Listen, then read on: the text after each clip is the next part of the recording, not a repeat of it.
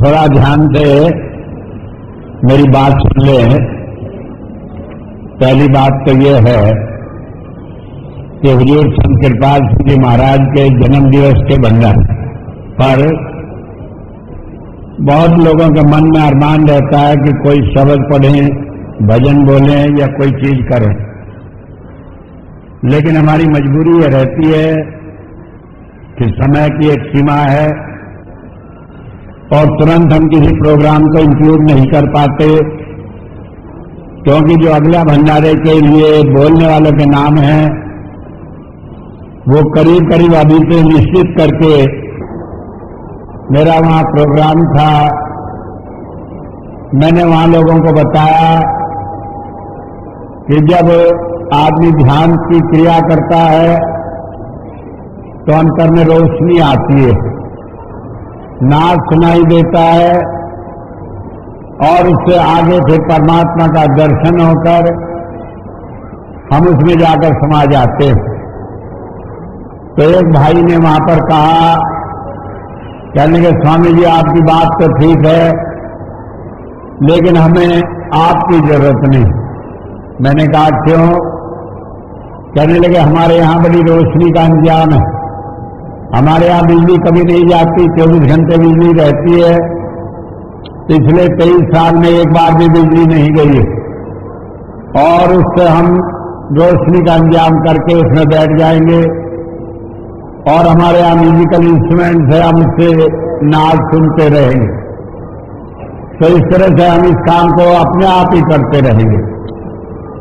मैंने उन्हें बताया कि ये बाहर की रोशनी और बाहर का नाद वो नहीं है जो अंतर में प्रकट होता है।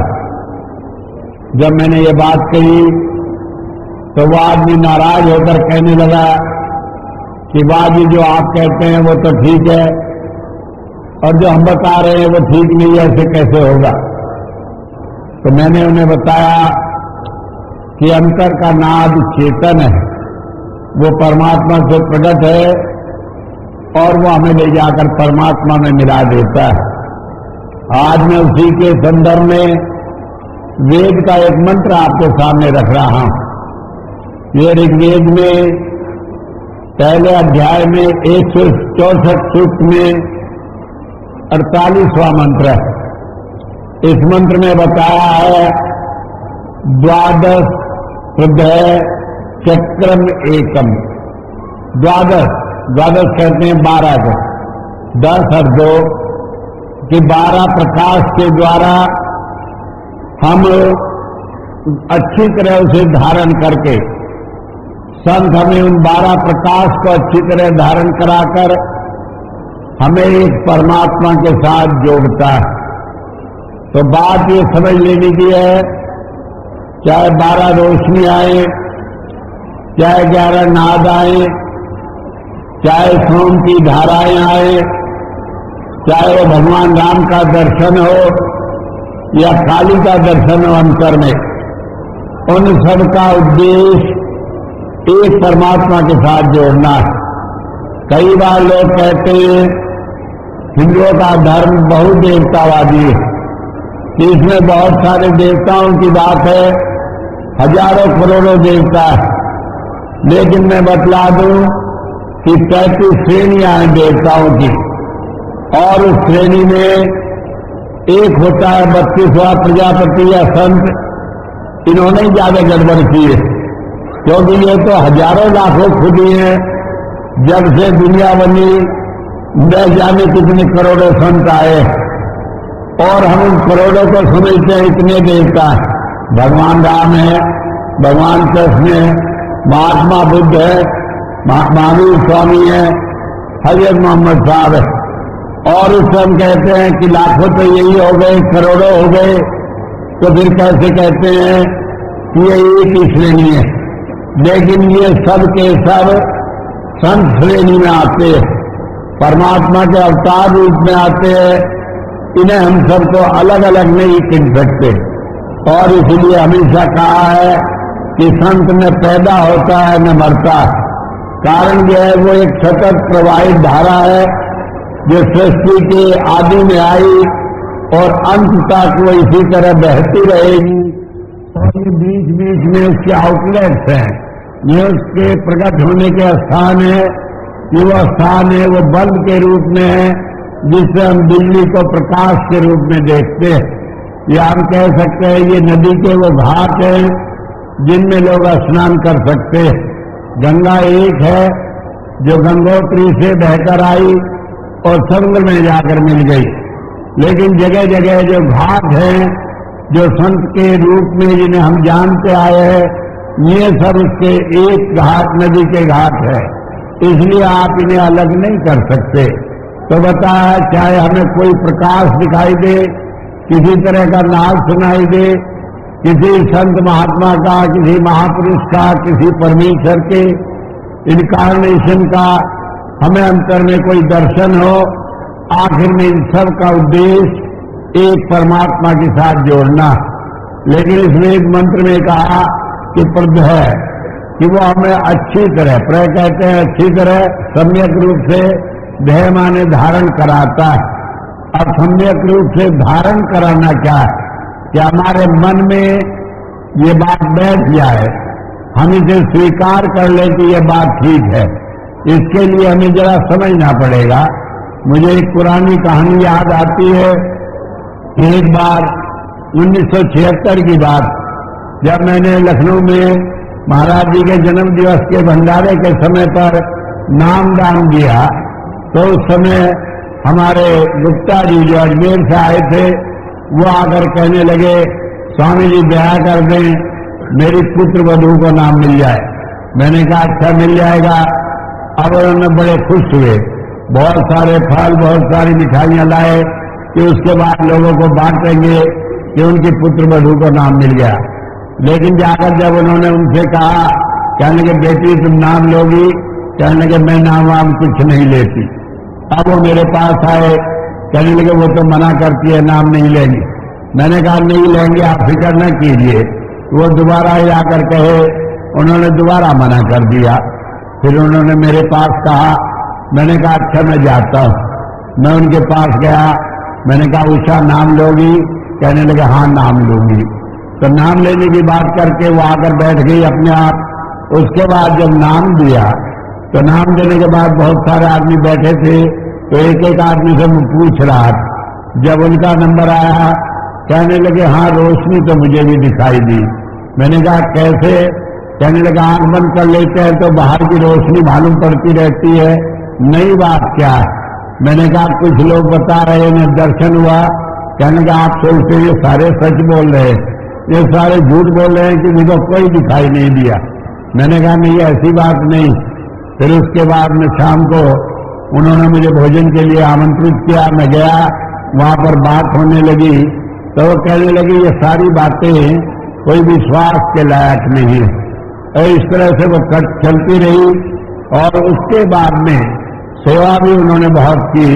जब हमने यहाँ पर भंडारा किया महाराज जी के जन्म दिवस का, तो एग्जीबिशन वही लगाया करती थी। उसके बाद RDSO में जब हमने सत्संग शुरू किया, तो वहां पर वो सारा प्रबंध करती थी। एक दिन RDSO में सत्संग था, 11 बजे सत्संग समाप्त हुआ। तो उस दिन इंतजाम ऐसा था कि मुझे उन्हीं के घर पर ठहरना था। मैं 11 बजे सत्संग खत्म करके जब वहां घर पर गया, तो वो कहने लगी स्वामी जी बैठ जाओ, आज तो हमारा आपका फैसला होना। मैंने कहा ये क्या मुसीबत आई, सारे दिन मेहनत करी, अभी और फैसला होना। वो बैठ गई, राजकुमार जी बैठ गए, मैं बैठ गया, कुछ और एक दो साथ थे बैठ गए। तो वो बहस करने लगी, कहने लगे ये सारी बातें कुछ नहीं, ये लोग ऐसे लोग कहते हैं कुछ नहीं होता। और रात के 1 बजे तक बहस चलती रही। फिर उसके बाद मैंने कहा कि कैसी यकीन हो? कहने लगे मुझे यकीन आ जाए, मैं देख लूं तो यकीन हो। मैंने कहा चलो आज ये भी फैसला हो जाएगा, अब जाकर तुम भजन पर बैठना और उसके बाद तुम्हें तसल्ली हो जाएगी। कहने लगे भजन पर बैठना तो मेरे बस की बात नहीं, और अब तो मैं वैसे ही थक गई हूं, मैं तो वैसे ही कभी नहीं बैठती भजन पर, मेरे बस का ये बात नहीं। मैंने कहा अच्छा ऐसा करना कि जब तो सोने से पहले आंख बंद करके 5 मिनट जाप कर लेना। कहने लगे अच्छा ये तो मैं कर लूंगी। वो चली गई और सुबह ही हम लोग बैठे, जब ड्राइंग रूम में इकट्ठा हुए तो वो आकर बैठ गई। राजकुमार जी से कहने लगी स्वामी जी तो बड़े खराब है। मैंने कहा आज गड़बड़ हुआ, नहीं जाने क्या बात हुई। तो कहने लगे कि ये तो बात कहते थे दर्शन की रोशनी की, लेकिन रात तो वो महाराज जी आए और उन्होंने जो मैं सवाल मेरे मन में था उसका जवाब भी दे गए। कहने लगे अब मैं कैसे मान लूं कि रोशनी बनावट है या कोई चीज नहीं होती, क्योंकि जो मेरे मन के अंदर सवाल था मैंने किसी को बताया नहीं था, उसका भी वो जवाब दे गए। तो जो वेद कहता प्रद है तो उसका मतलब है कि वो अच्छी तरह, जिस तरह हमारी तसल्ली हो जाए उस तरह उसे धारण कराता है। जब भजन बनता है कई आदमी कहते हैं वही रोशनी हम रोज देखते हैं, लेकिन उस रोशनी को देखते हुए अगर हमारी तसल्ली नहीं हुई तो उसी पर हम चलते रहते। अगर हमारा विश्वास दृढ़ हो गया तो हम आगे बढ़ जाते। तो इसलिए वेद में कहा है कि रोशनियां अंतर में आती है, इनका एक उद्देश्य होता है। जैसे कि सुनहरी रोशनी है, उसका उद्देश्य है कि हमारे अंदर से लोभ लालच जो है वो खत्म हो जाए। अब न जाने कब जन्म जन्मांतर का लोभ लालच भरा पड़ा, तो उसे खत्म करने के लिए कुछ समय लगता है, इसलिए वही रोशनी चलती रहती है। अगर नीली रोशनी आए तो हमारी आत्मा को बल मिलता है। अब बल मिलने का क्या मतलब है कि हमें जरा सी कोई बात हो हम घबराए नहीं, द्विधा में न पड़े और संशय में पड़कर अपने को परेशान न करे। आज नर्वसनेस होती है, लोगों को डिप्रेशन होता है, वो इसीलिए होता है कि वो द्विधा में पड़ जाते हैं, वो संशय में पड़ जाते हैं। जब कोई सत्संगी मुझे कहता है कि डिप्रेशन हो गया तो मेरे मन में यही बात आती है कि इसका विश्वास गुरु पर बना ही नहीं तो डिप्रेशन होने का क्या मतलब। कारण ये है कि जब हम एक सुरक्षित हाथों में और ऐसे हाथ में है जो सब कुछ कर सकता है, तो फिर हमें क्यों ख्याल पैदा हो कि हमारा कोई काम बिगड़ेगा या हमारा कोई काम ठीक होगा नहीं। तो डिप्रेशन इसलिए होता है कि हमारा कॉन्फिडेंस, हमारा विश्वास अभी बना नहीं। तो इसलिए कहा वेद में कि वह अच्छी तरह सम्यक रूप से इन सारी चीजों को धारण कराकर हमें आगे बढ़ाता है। आगे इस वेद मंत्र में कहा त्रीणी नभ्याई कैऊ सत चिकेत। कै आया है शब्द संत के लिए और कै का मतलब है सुख का देने वाला। पहली बात यह है कि संत हमें सुख देने के लिए आया। जब परमात्मा ने देखा कि उसके बच्चे सारे संसार में दुखी, तो उसने संत को भेजा। इसलिए भेजा कि वो इन्हें दुखों से छुटकारा दिलाकर इन्हें वापस लाए। इसलिए उसका काम ही सुख का देना। अगर हम सोचें कि अगर संत हमें सजा देगा हमारी कर्मों की, तो ये उसका काम नहीं। इसके लिए तो परमात्मा ने काल की पावर को लगा रखा है, वो अपना काम करती।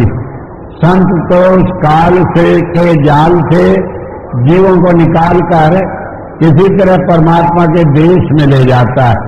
इसलिए कभी हमारे मन में यह ख्याल आए, कहने लगे मुझे ऐसा दुखी देखकर संत क्यों चुप है, क्यों कुछ नहीं करता या भूल गए मुझे, तो ये बात नहीं। कई बार कई लोग आते हैं मेरे पास, कहने लगे स्वामी जी आप तो हमें भूल ही गए। मैंने कहा मैं कैसे भूल गया, भूल तो तुम गए कि तुम इतने दिनों बाद आए हो, तुमने कभी पहले ख्याल नहीं किया। अगर तुम यहाँ आए होते और मुझे ये ख्याल नहीं होता कि कौन हो, तब तो समझ सकते हो मैं भूल गया। मेरा तो सवाल ही नहीं भूलने का, क्योंकि अगर मैं किसी को भूल जाता हूँ, ईसा मसीह ने कहा कि किसी के पास 100 भेड़ें हो, अगर उसकी एक भेड़ खोई जाती है तो उसका मन उस एक ही भेड़ में पड़ा रहता है, 99 की फिक्र भी भूल जाता है। तो भूलने का सवाल ही नहीं है। तो इसलिए ध्यान रखें कि कई बार किन्हीं कर्मों के कारण, जिनके कारण हम इस संसार में आए हैं, उन्हें भुगताने के लिए संत कोई दूसरी बात को नेग्लेक्ट कर देता है। आंख थोड़ी बचा लेता है कि एक कर्म भी भुगताया जाए। या जैसे कि कबीर साहब ने कहा, गुरु कुम्हार सी कुंभ है, गड़गड़ का देखो अंदर हाथ उभारता बाहर देता छोड़। तो हमें ये महसूस रहे कि चाहे हम किसी कष्ट में हैं लेकिन हम अकेले नहीं, गुरु का सहारा हमारे साथ है। मुझे कभी कभी एक बात याद आ जाती है।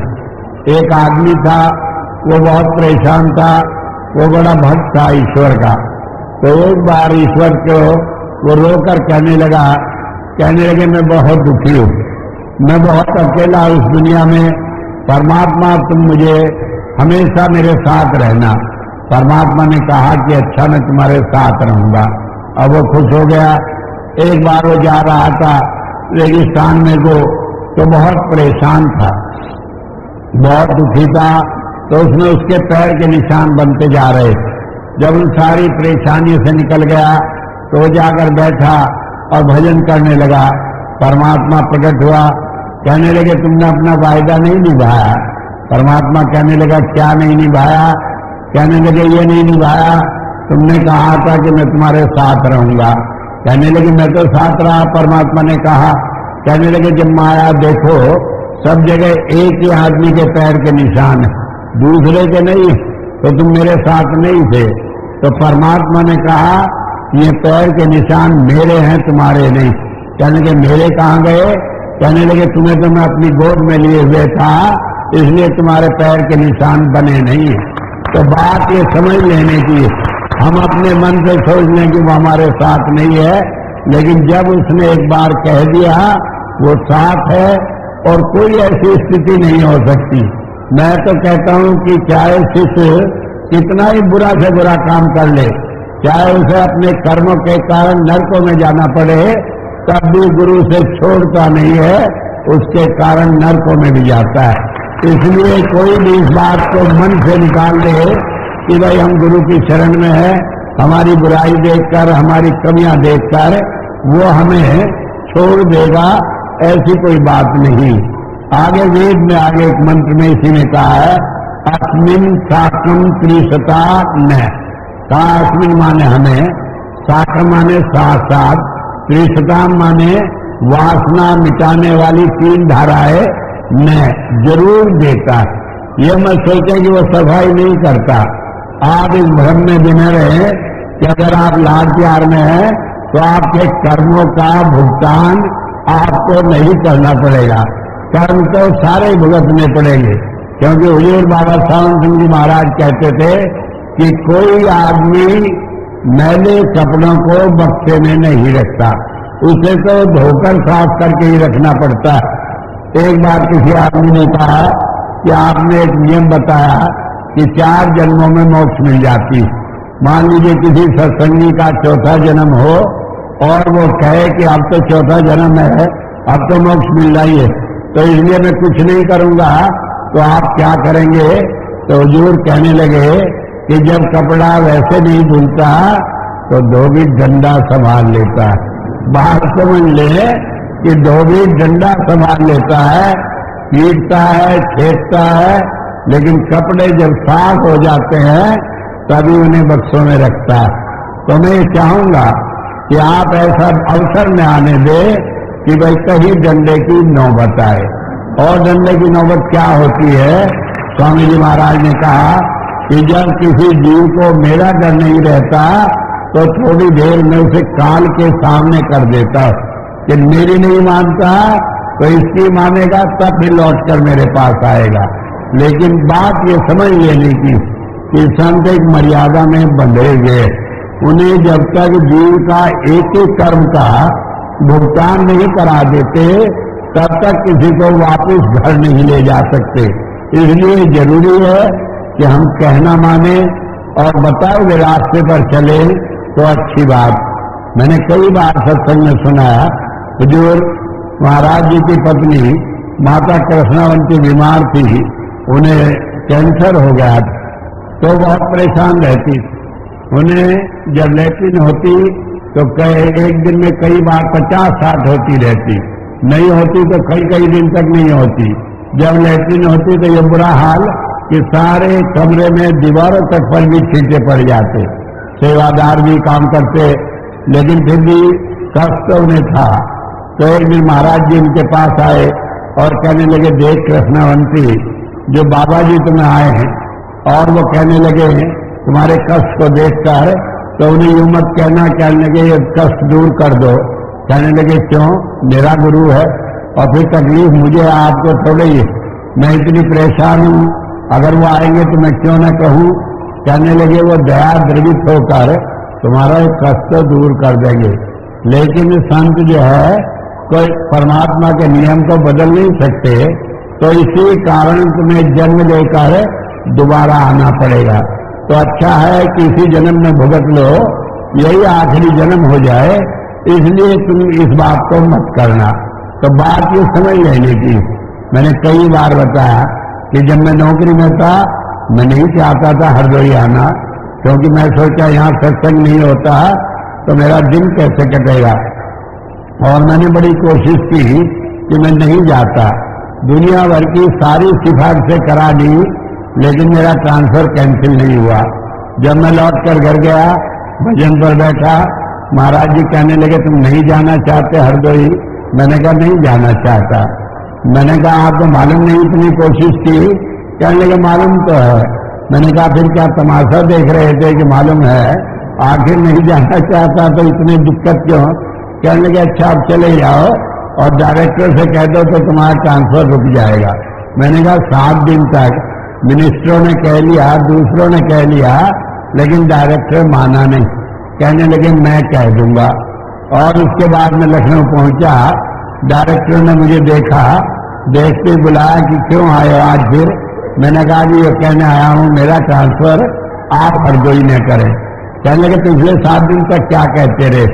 मैंने कहा पिछले 7 दिन भी यही कहता रहा, लेकिन अब तो मुझे किसी ने भेजा। कहने के भेजा होगा, जाओ अपने घर, मैं कोई बात नहीं सुनता। मैं आकर बाहर बैठ गया। और अगले दिन फिर डायरेक्टर आया दफ्तर में, मैं बाहर बरामदे में बैठा था, बुलाया। कहने लगे वो दाढ़ी वाला कौन है? मैंने कहा कौन था दाढ़ी वाला? कि रात में एक दाढ़ी वाला सरदार आया था और मुझे बड़ी डांट लगाई। मैंने कहा मैं तो, वो तो मेरे गुरु हैं। कहने के बाबा तुम कहाँ जाना चाहते हो? मैंने कहा मैं तो सहारनपुर जाना चाहती हूँ। स्टेनो को बुलाया और उसे ऑर्डर तभी डिक्टेट कराया। अब स्टेनो ने सोचा कुछ पैसे मिल जाएगा, उन्हें टाइम नहीं कहा, देर करी। डायरेक्टर ने उसे बुलाकर डांटा। कहने लगे मैं खाना खाने जब उठूंगा कि ऑर्डर टाइप करके उस आदमी को देकर और उसके दस्तखत करा लोगे। अब जब ये दस्तखत हो गए तो मुझे बुलाकर कहने लगा, कहने लगे जाओ बाबा जाओ, मैं तो उस दाढ़ी वाले को बड़ा घबराता हूँ, अब तुम जाओ यहाँ से, यहाँ मत आना। मैंने कहा अच्छा नहीं आऊंगा। तो बात ये समझ लेने की है, रोक दिया ट्रांसफर, लेकिन उसके बाद उम्र कैद हो गई, यही भेज दिया हरदोई में आकर रहना पड़ा, नहीं तो उधर कहाँ। अब लोग कहते हैं कि शामली का आते हैं, हरदोई जगह मिली थी। मैंने कहा लिखा ही हरदोई बाद में था, तो यही मिलना है। लेकिन एक बात समझ ले, क्यों यहाँ आया हरदोई? कि यहाँ पर ये खुशबू रूहानियत की फैले, और वो फैल रही। पहले 25 साल लग गए, लेकिन अब लोग समझते हैं कि क्या संत मत है। जब मैं शुरू में यहाँ आया था तो लोग कहते हैं नहीं जाने कौन बाबा आ गया, अब यहाँ रोज पैसा मांगेगा, रोज चंदा मांगेगा। मैंने कहा ऐसा कोई नहीं होगा, और आज तक किसी को कहा नहीं चंदे के लिए, लेकिन रूहानियत की खुशबू आज हिंदुस्तान में नहीं बल्कि सारी दुनिया में फैल रही है। आज संडीले का नाम दुनिया के नक्शे पर है। आज दुनिया के बहुत सारे देश ऐसे जिनके लिए संडीला एक ऐसा तीर्थ है, जैसा कि हम तीर्थ, बहुत सारे तीर्थ स्थानों को समझते हैं। कारण ये है कि यहाँ की रूहानियत की खुशबू जब उनके अंदर फैलती है तो उन्हें महसूस होता है कि वो कहाँ आए, क्या यहाँ पर प्राप्त किया और क्या लेकर जाएंगे। और अब तो परमात्मा की दया से ये एक ऐसा सेंटर बन गया है जो न जाने कितने हजारों साल तक इस खुशबू को सारी दुनिया में फैलाता रहेगा। लेकिन मैं बतला रहा हूँ कि जो बात समझने की है, ये खुशबू कहाँ से आई, कि वो हमारे एक एक को मान धोकर साफ करके एक ऐसा रूप दे देता है कि उसी का रूप हो जाते हैं। ये सारा मिशन, ये सारी दुनिया में जो बात फैल रही है, इसका करने वाला मैं नहीं, इसके करने वाले आप हैं। क्योंकि आपको देख कर ही लोग समझते हैं कि संत कृपाल सिंह जी महाराज क्या थे और क्या उनका संदेश था। कहते हैं हुजूर कहा करते थे, गंदा कुत्ता खस में गाल, कि जो गंदा कुत्ता होता है उसके मालिक को लोग गाली देते हैं। लेकिन मैं कहता हूं कि हमारे जितने ये सारे शिष्य हैं, इन्होंने सारी दुनिया में एक रास्ता दिखाया। इन्हें देखकर लोग संत कृपाल सिंह जी महाराज की याद करते हैं और उससे ये रूहानियत सारी दुनिया में फैल रही है। तो मैं बता रहा था कि वेद में कहा कि ज्योति, नाद और सोम की धाराएं देकर वो हमारे सारे जितने दोष है उसे मिटाता है। और इस वेद में मंत्र में मैं दिया, मैं का मतलब निश्चयात्मक रूप से यही एक तरीका है, इसके अलावा कोई तरीका नहीं। कोई कहने लगे कि नहीं और भी कोई तरीका, ऐसा नहीं है। तो इसी तरीके से वो हमारे सारे कर्मों को मिटाता है। आगे कहा संकवो अर्पिता। संक वो कहते हैं जिसके ऊपर निशान लग जाए, सांड होता है, उसके ऊपर एक नंबर छाप देते हैं जिससे हो जाता है कि ये सांड है, अब इसे कोई पकड़ कर अपने आप बैल की तरह काम न करे। या आप ये कह सकते हो कि संत परमात्मा की खुशबू लिए हुए, उसमें परमात्मा की छाप है। संत वो कहते हैं जिसके ऊपर किसी की छाप अंकित हो। तो परमात्मा की छाप कहाँ अंकित है? संत के ऊपर है। संत को देखकर ही हम परमात्मा को जानते हैं। अगर हम कहते हैं परमात्मा दयालु है, तो परमात्मा कौन यहाँ दया करने आया? संत के द्वारा हमने जाना कि वो दया करता है। अगर हमने जाना कि परमात्मा सर्वव्यापक है, तो परमात्मा कहीं प्रकट होकर नहीं दिखाया कि वो सर्वव्यापक। संत क्योंकि उस गुण को प्रकट करता है, तो हम जानते हैं परमात्मा का वो गुण है। तो इसलिए परमात्मा के सारे गुणों को अगर कोई प्रकट करने वाला है तो वो संत है। तो इसलिए कहा कि परमात्मा की छाप संत के ऊपर होती है। और कहा उसे अपना बनाने के लिए, उससे सारे काम निकालने के लिए, वो हमारा हो जाए, इसके लिए अर्पिता। हम उसकी शरण ग्रहण कर ले, उसका कहना माने। जब हम संत का कहना मानते हैं तो हमारे सारे काम बन जाते हैं। सारी भक्ति जितना भी साधना आप करते हैं, उसका उद्देश्य एक ही होता है कि हम जो संत का कहना माने। उम्मीद बन जाए आपसे कि जब जो बात मैं कहूंगा ये उसे टालेगा नहीं, ये उसके ऊपर विचार नहीं करेगा, ये उसके ऊपर सोच में नहीं पड़ेगा कि मैं ये काम करूं या न करूं। लेकिन ये विश्वास हमारा एक दिन में नहीं बनता, धीरे धीरे बनता है। तो वेद कहता है कि संकवो अर्पिता, कि जब हम ऐसे महापुरुष के जिसके अंदर परमात्मा का खुशबू समाई, परमात्मा के गुण समाये, अगर उसके अंदर शरणागत हो जाए तो कहा न चला चलास, कि उसका फिर दुनिया में सृष्टि में जन्म मरण नहीं होता, उसका जन्म मरण समाप्त हो जाता है। सृष्टि न चला चलास, कि दुनिया में फिर उसका आना जाना नहीं होता। तो एक बात ये समझ ले, वेद मंत्र में बिल्कुल साफ बताया है कि ये साधना शुरू होती है अंतर में रोशनी से, और उसके बाद खत्म होती है कि हम संत का कहना मानने वाले बने। जो संत का कहना मानने वाला बन गया, उसका जीवन में अपने लक्ष्य को उसने प्राप्त कर लिया। उसे फिर इस दुनिया में कोई दूसरी चीज प्राप्त करने के लिए रह नहीं गई, उसे मोक्ष मिलेगी, उसे दूसरा जन्म लेकर आना नहीं पड़ेगा। और मैं आपको एक बात बता दूं कि 1982 में मैंने कहा था कि जो मेरे साथ जुड़े उन सबको मोक्ष मिलेगा, उन्हें फिर इस दुनिया में दोबारा आना जाना नहीं पड़ेगा। और मैंने ये बात ऐसे नहीं कह दी थी। जब मैंने 1974 में ये काम संभाला तो मैंने हुजूर से पहले ये शर्त रखी थी कि अगर जो जीव मेरे से नाम लेगा या जो मेरे साथ जुड़ा रहेगा उसे मोक्ष मिलेगी। इस बात का कोई बंधन नहीं है कि उसने भजन किया, वो कुछ किया कि नहीं किया, उसे मोक्ष मिलेगी।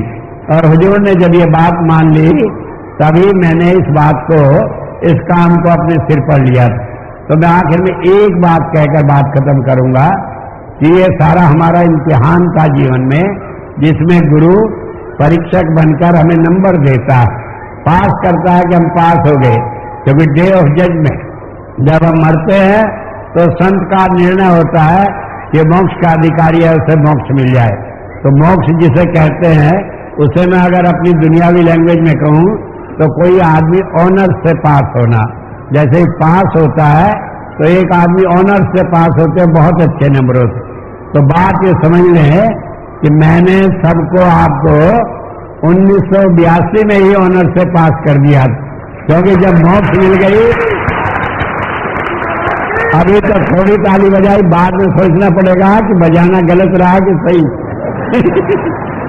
क्योंकि बात यह है कि मैंने तो ऑनर से पास कर दिया। अब सवाल यह है कि भाई आप इम्तिहान में कापी में कुछ अच्छा लिख के आए, ऑनर्स मिले, तो इसका मतलब लोग कहेंगे कि मैंने ठीक नंबर दिए। अगर आप उसे कोरी छोड़ जाए तो पास तो आप ऑनर से हो गए, लेकिन लोग मेरे पर उंगली उठाएंगे, कहने लगे परीक्षक ईमानदार नहीं है। और अगर कोई कापी फाड़ कर ही चला जाए, ना जमा करे, तो पास तो वो भी ऑनर्स से हो ही गया। तो अब ये आपके ऊपर है कि आप मुझे क्या कहलवाएं। लेकिन मैं एक बात बता दूं, मैं जब छोटा था तो मेरे पिताजी मुझे पढ़ाया करते थे। तो एक दिन अंग्रेजी का ऐसे करा रहे थे, तो हॉकी के मैच पर वो लिखवा रहे थे निबंध। वो उसमें एक लाइन कहने लगे कि referee was very just and honest. कहने लगे लिखो कि रेफरी जो था वो बड़ा ईमानदार और बड़ा सख्त था। मैंने कहा कोई ना हो ईमानदार, बेईमान हो। कहने के बेईमान भी हो तब भी उसे ईमानदारी लिखना पड़ेगा, क्योंकि नहीं तो मैच की बात वो ठीक नहीं कर सकता। तो बात यह है जो आपके हाथ में है कि आप मुझे बेईमान कहलवाते हैं, लेकिन फिर भी वो संतों की परंपरा है। भाई वो तो संतों का काम है, उन्हें करना ही है। मैं तो उनकी निगाह में चाहे परमात्मा मुझे यूं भी कहे कि आपने पक्षपात किया, मैं उसे भी सह लूंगा। लेकिन आप ये समझ लें कि जो बात आपके निश्चित है, मैं चला कि दूसरा जन्म नहीं लेना पड़ेगा और इसी जन्म में मोक्ष मिलेगी। और ऐसे नहीं मिलेगी कि चुपचाप मिले, सारी दुनिया देखेगी और जानेगी कि मोक्ष क्या होती है। ऐसा चुपचाप गुपचाप सौदा नहीं है कि कान में फूंक मार दिया कि मैं तेरा चेला, तू मेरा गुरु, और सब बातें नहीं है। बल्कि एक ही बात है कि संतों का मिशन बड़ा क्लियर है। जीव जब जाता है इस दुनिया से तो दूसरों की आंखें खुल जाती है कि हाँ वाकई में मोक्ष का अधिकारी है और इसे मोक्ष मिली होगी। तो मैं आज तो आपको एक ही बात कहता हूँ कि आप सब ऑनर से पास हैं। अगला काम आपका है, उसे अब मैं दोबारा नहीं दोहराऊंगा। और इसी बात को कहकर मैं अपनी बात समाप्त करता हूँ। लेकिन एक बात समझ ले, मैंने कहा था पूरा घंटा लूंगा, अभी आध घंटे से कुछ ही ज्यादा हुआ, मेरा टाइम अभी बाकी है। तो मैं थोड़ी सी बात आपसे और कहना चाहूंगा।